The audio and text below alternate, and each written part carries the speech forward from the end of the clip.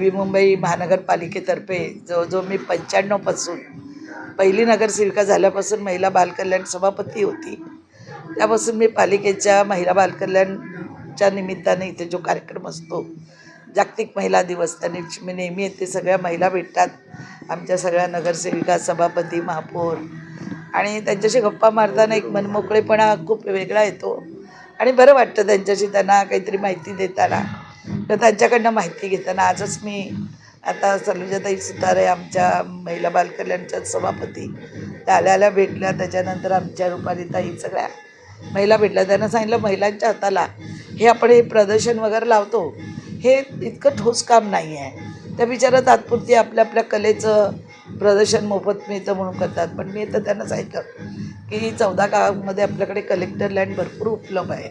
तिथे आपण महिलांना उत्पादन केलेला माल जर आपण तयार केला आणि मार्केटिंग आपण नव्या मुंबईमध्ये केली, तर मला वाटतं यांच्यातर्फे एक चांगला प्रकल्प, एक नव्या मुंबईमध्ये महिलांच्या हाताला काम मिळेल आणि महिला खूप सिन्सिअरली काम करतात. बघा तुम्ही प्रदर्शनात एकेकीने वेगवेगळ्या वस्तू ठेवलेल्या आहेत. महिला मार्केटिंगसाठी जागा समजा शिडकोने आम्हाला दिली ते, आणि आता तर काय 14 गावं आपल्या पालिकेत आलेली आहेत. तर आपल्या सलुजाताई त्या सगळ्या महिला मिळून मागणी करतीलच.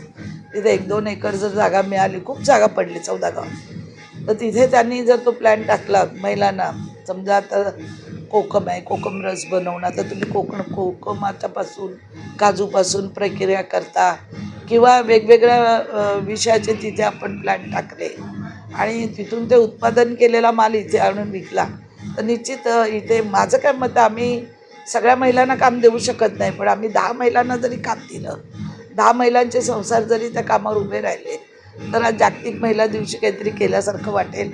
आणि सलुजाजी ह्या पहिल्यापासून काम करत आलेल्या आहेत आणि त्यांना कामाचीही माहिती आहे. रुपालीताई काम करत आल्या आहेत, सगळ्या भगिनी आहेत. निश्चित सरबत महापालिकेमध्ये त्यांच्या खुर्चीचा एक चांगला वापर समाजासाठी आणि महिलांसाठी करतील. आजच्या दिवशी पालिकेला आणि सिडकोलाही तसं मी सांगेन की आपण एखादा प्लॉट इथे मार्केटिंगसाठी उपलब्ध करून द्यावं आणि सलुजाच्या कारकिर्दीमध्ये हे चांगलं एक मार्केटिंग उभं राहिलं. जसं आपण फिश मार्केट करतो, भाजी मार्केट करतो, असं तर त्या महिलांना एक महिना, आता बघा कालच हर्बनाट मी खूप प्रयत्नाने पुन्हा सुरू केलेला आहे. आता त्या महिलांना सांगितलं की 1-1 महिन्याचं प्रदर्शन लावा, जेणेकरून 15 दिवस जरी चाललं तर 15 दिवसात तुमचे जे काही तुम्ही वस्तू तयार कराल त्याचं तुम्हाला उत्पादनाचा एक चांगला तुम्हाला पैसे मिळतील. आणि महिला स्वतःच्या पायावर उभी राहिली कष्ट करून, तर तिला तो आनंद जास्त असतो. मी प्रत्येक महिलेला सांगते नेहमीच की तुम्ही इंडिपेंडंट आपलं काम तयार करा, आपलं नाव तयार करा, आपली आयडेंटिटी एक वेगळी निर्माण करा, असं माझं नेहमीच आजच्या दिवशी त्यांना सांगणं. आणि निश्चित या सगळ्या आलेल्या महिला खूप कार्यकर्त्या म्हणून, स्वतःची ओळख म्हणून, स्वतःचा संपर्क म्हणून या निवडून आलेल्या आहेत आणि निश्चित त्या करतील आणि माझी मदत त्यांना असेलच. कुठेही अडचण आली का आली तर मी त्यांच्यासोबत आहे. आज नवी मुंबई महानगरपालिकेच्या माध्यमातून सालाबादप्रमाणे जागतिक महिला दिन हा साजरा होत आहे. आणि हा महिला दिन साजरा होत असताना सर्वप्रथम मी नवी मुंबईतील सर्व महिलांना जागतिक दिनाच्या महिला दिनाच्या खूप हार्दिक शुभेच्छा देते. आणि सर्वांना मी एकच सांगेन की आज महिला दिन साजरा करत असताना, महिला दिन हा फक्त महिला दिनाच्या 8 मार्च पुरता मर्यादित न राहता 365 दिवस हा महिला दिन साजरा केला गेला पाहिजे. कारण आपण महिला ह्या सर्व मुळातच मेहनती, चिकाटी वृत्तीच्या असतात आणि वर्षभर त्यांचं कार्य हे महिला दिनाच्या माध्यमातून महिलांचं चालू असतं.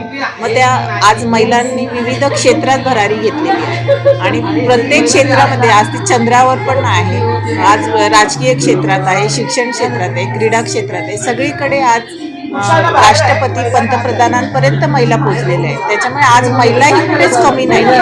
महिलांना आज संपूर्ण महाराष्ट्रात स्थानिक स्वराज्य संस्थांमध्ये 50% आरक्षण लागू झाल्यापासून आज सर्व महिला ह्या राजकीय क्षेत्रातही विरारीने सर्व ठिकाणी पुढे होताना दिसतात. आणि खरोखरच महिलांच्या कारकिर्दीतील जे कार्य असेल ते महिला ह्या खरोखरच सुंदर असं कार्य त्यांचं आहे.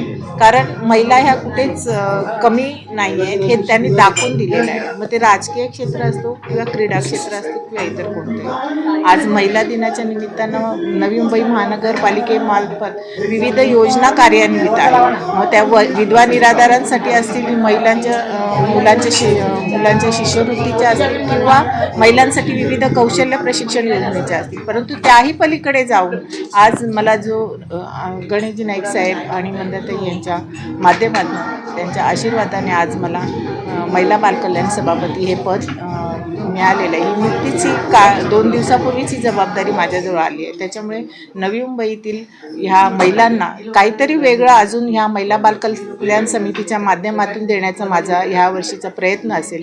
ज्या योजना आहेत त्यांच्या व्यतिरिक्त महिलांना कायमस्वरूपी त्यांना एक लघु उद्योग केंद्र निर्माण करून देण्याचं ध्येय यावर्षी माझे असेल.